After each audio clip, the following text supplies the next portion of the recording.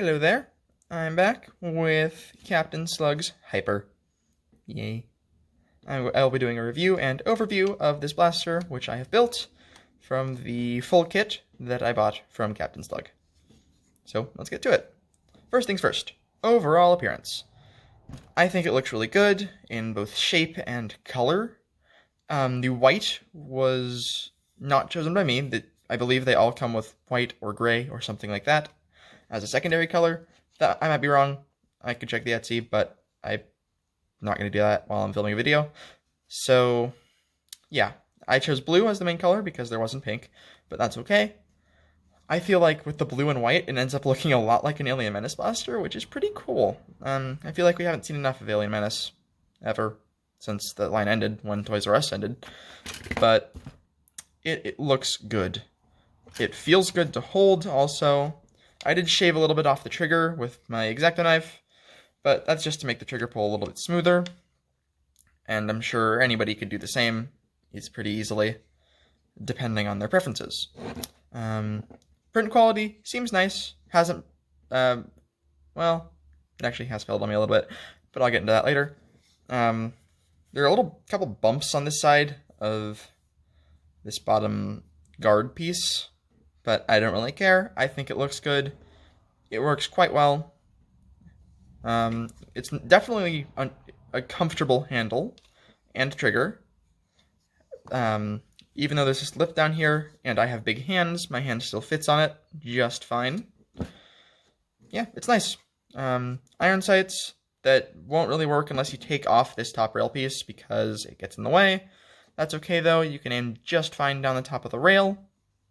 Hammer is comfortable. You can, at least I can grip it with one hand and then prime it. Yeah, it's pretty nice. Onward. Well, you may be noticing there's a bungee cord in the handle. I accidentally messed up the cord that it came with, which is white and matched, because of an issue I had, which I will get into towards the end. So I cut up the cord a little bit too much, and then I had to put in this bungee cord because the other one was too short. Still works great though. Yeah, no gripes there. I feel like the original trigger cord would have worked just fine had I known what was going on at the time, which I was a little ignorant of, I guess, because I wasn't paying too much attention to one of my pieces. Either way, let's find a dart so that I can chronograph it with the handy chrono barrel. I know it might not be the most accurate thing, but that's okay. It still works just fine for my purposes. As in showing everybody a semi-accurate reading of how hard this hits, in this configuration at least. It's kind of cool being able to see your dart inside the plunger tube. Looks interesting. You don't see that in many other designs. Now let's see if I can get it to go through the barrel. Well, 78. Not bad. Probably hit the inside of the barrel at some point and slowed it down. I need to get a real chronograph. Either way, nice blaster. Hits nice and hard. Easy to prime. And fires well. I really like it. Spins well also. I can't do that on camera because my camera setup is too low to my workbench to safely spin this. Some other time, maybe. Actually, how about right now?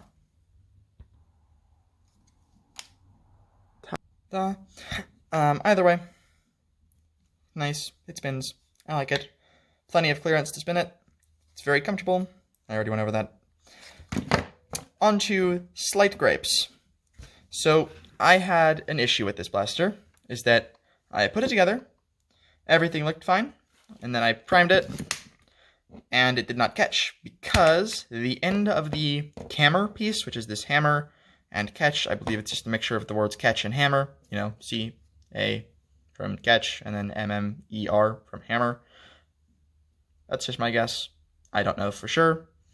The end of that snapped off, and it would no longer catch under the lightest of string loads.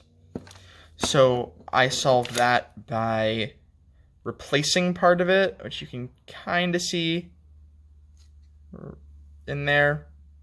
the part that's not 3D printed and not elastic, is made out of aluminum and epoxy. That I folded up some of this with a hammer and then cut out with my Dremel. Here's the actual piece I used. Pretty easy to fix. I'm sure it was just a mechanical or manufacturing defect, and this won't happen in the other blasters. Either way, my fix was pretty easy and works just fine. It catches great, fires well.